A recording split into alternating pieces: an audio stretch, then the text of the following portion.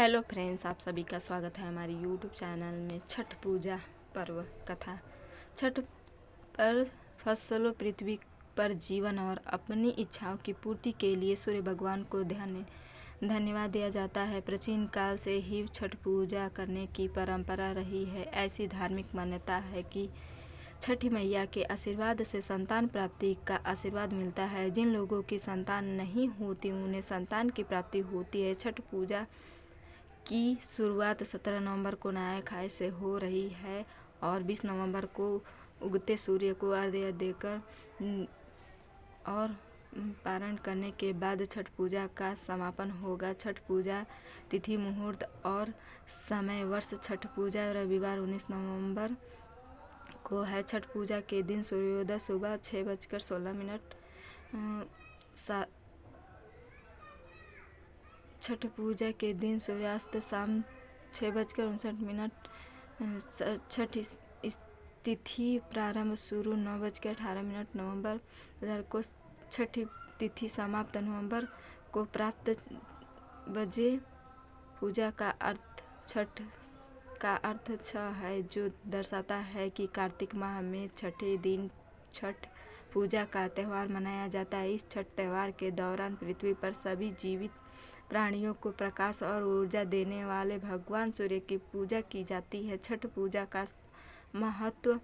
छठ पूजा या छठ पर्व सबसे प्राचीन त्योहारों में से एक है, जहाँ प्राकृतिक और तत्वों का सम्मान किया जाता है। यह त्यौहार पूरी तरह से सूर्य देव को समर्पित है, जिन्हें सूर्य देवता भी कहा जाता है। इस अवसर पर लोग छठी माँ की भी पूजा करते हैं, जिन्हें छठी माता के नाम से भी जाना जाता है। ब्रह्मा की बेटी और भगवान सूर्य की बहन के साथ भगवान सूर्य की पत्नियों उषा और प्रयूषा की भी पूजा करती हैं। छठी माता को माँ रणबाई और छठी के नाम से भी जाना जाता है, क्योंकि वह देवी पार्वती का छठा रूप है। सर्वोच्च छठी माता उन दंपतियों को स्वस्थ संतान का आशीर्वाद देने के लिए जानी जाती हैं, जिन्हें गर्भ धारण करने में समस्या होती है। छठ पूजा समारोह के 4 दिन, जैसे कि ऊपर उल्लेख किया गया है कि छठ पूजा का उत्सव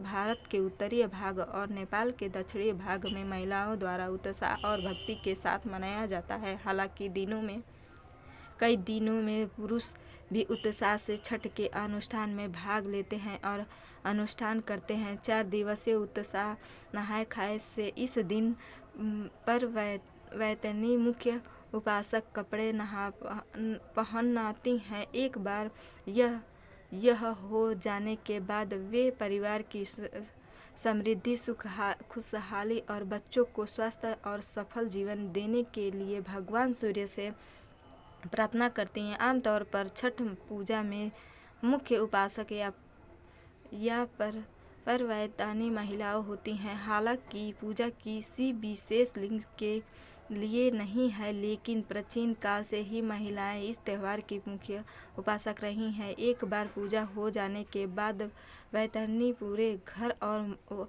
आसपास के क्षेत्रों और घाट की ओर जाने वाले रास्ते को भी साफ करती हैं। श्रद्धालु या निश्चित करते हैं कि घाट तक जाने वाले रास्ते पूरी तरह से साफ सुथरे। इसके बाद वैतरणी उत्साह भोजन पकाती हैं, जिसमें ठेकुआ, भाग और चावल के साथ पकाई गई लौकी और भलंग चने की दाल शामिल होती हैं। इस व्यंजन को सबसे पहले दोपहर में भगवान को भोग रूप में चढ़ाया जाता है और फिर परवैतनी इसका सेवन करते हैं। यह भोजन पर्व त्यौहार के अंतिम भोजन की चिन्हित करता है और प्रतिशोध और अन्य नकारात्मक विचारों दूर करने के इरादे पर वैतरणी द्वारा खाया गया दिन खरना लोहाड़ा। छठ के दूसरे दिन को खरना के नाम से जाना जाता है। भक्त और वैतरणी निर्जला व्रत रखते हैं, जिसका अर्थ है कि भक्त सूर्यास्त होने तक पानी भी नहीं पी सकते हैं। शाम को भक्त रोटी के साथ गुड़ की खीर, दूध और गुड़ के साथ चावल पकाकर बनाया गया मीठा व्यंजन खाते हैं। यह खीर रसिया के नाम से भी मशहूर है। दिन साँझ आरक्षित पूजा का तीसरा दिन वह दिन होता है जब परवैतनी और परिवार के अन्य सदस्य घर पर प्रसाद भगवान के लिए प्रसाद तैयार करने में व्यस्त होते हैं। प्रसाद आमतौर पर बांस की टोकरी में दिया जाता है जो फलों, चावल के लड्डू और ठिकुए मीठा नाश्ता से भरा होता है। साझा अरावग की पूर्व संध्या पर वैतरणी को परिवार के सदस्यों और दोस्तों द्वारा नहीं तालाब या पानी के अन्य बड़े जलाशय में ले जाया जाता है ताकि पानी में खड़े होकर डूबते सूर्य को प्रसाद का अर्घ्य दिया जा सके। शरीर इस दिन का उत्साह देखने लायक होता है क्योंकि लोग पूजा करने वाले और की जाने वाली पूजा को देखने के लिए बड़ी संख्या में जल निकाय के आसपास इकट्ठा होते हैं।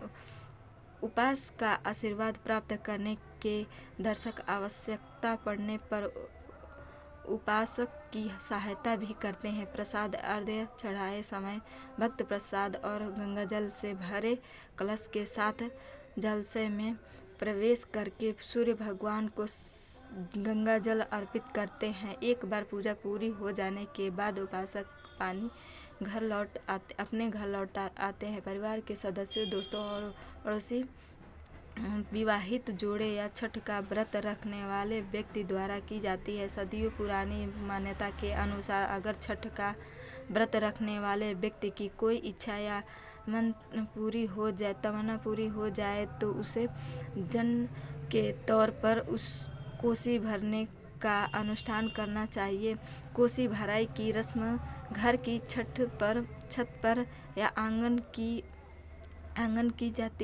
में की जाती है। 7 गन्नों की एक साथ बांधकर एक छतरी तंबू पंडाल बनाई जाती है। छत के नीचे ठेकुआ छठ पूजा के लिए बनाए जाने वाला प्रसाद, फलों का अर्घ और केवड़ा रखे जाते हैं। फिर ऊपर से लाल रंग की नई साड़ी में से छत्र को बांध दिया जाता है। एक बार यह हो जाने के बाद मिट्टी का एक खेखला हाथी तैयार किया जाता है और इस केंद्र में छत्र के नीचे रखकर जाता है। इसके ऊपर मिट्टी का बर्तन रखा जाता है। साड़ी, चावल, एक प्रसाद का चावल नाश्ता से भरा होता है। इसके बाद 12 से 24 तेल या घी के दिए जलाए जाते हैं और मौसमी फल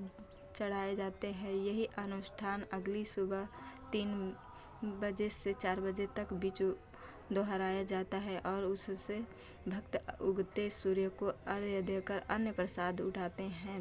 भोर आराध्या छठ पूजा के अंतिम दिन सूर्योदय से पहले उठते हैं, तरोजाता होते हैं और नहीं तट या किसी अन्य जलाशय जो उनके घर के आसपास हो जाते हैं और उगते सूर्य को अर्घ्य देकर रवड़े माई से प्रार्थना करते हैं, छठ मैया से प्रार्थना करते हैं और देवताओं, बच्चों की रक्षा करने, परिवार के साथ सौहार्दपूर्ण संबंध बनाने और परिवार को शांति और समृद्धि का आशीर्वाद देने के लिए प्रार्थना करते हैं। एक बार अर्घ्य और प्रार्थना करने के बाद व्रत तोड़ने के लिए परिवार विनीत पानी पीते हैं और प्रसाद में से 1-2 निवाला खाती हैं। इसे पारण या के नाम से जाना जाता है। छठ के दौरान मिथिला में कुछ हिलाए शुद्ध सूती से बना उल्लेख है कि छठ पर्व पर छठी मैया की पूजा की जाती है। हमारे समृद्ध इतिहास के अनुसार मुंगेर में गंगा के मध्य स्थित सीतापंथर इकट्ठा होते हैं। पौराणिक कथा के अनुसार यह मुंगेर का वह स्थान जहाँ माता सीता ने छठ अनुष्ठान किया था। ऐसा कहा जाता है कि जब उन्होंने सीता माता छठ पूजा की तो छठ मैया ने उन्हें लव और कुश नामक 2 स्वस्थ पुत्रों का आशीर्वाद दिया। इसी कड़ी के बाद छठ पूजा या छठ महापर्व करने की परंपरा अस्तित्व है यही कारण है कि मुंगेर और बेगूसराय में छठ का उत्साह पैमाने पर हर्षोल्लास और श्रद्धा के साथ मनाया जाता है। अन्य कथा के अनुसार प्रथम मनु स्वयंभू का एक पुत्र था जिसका नाम प्रियव्रत था।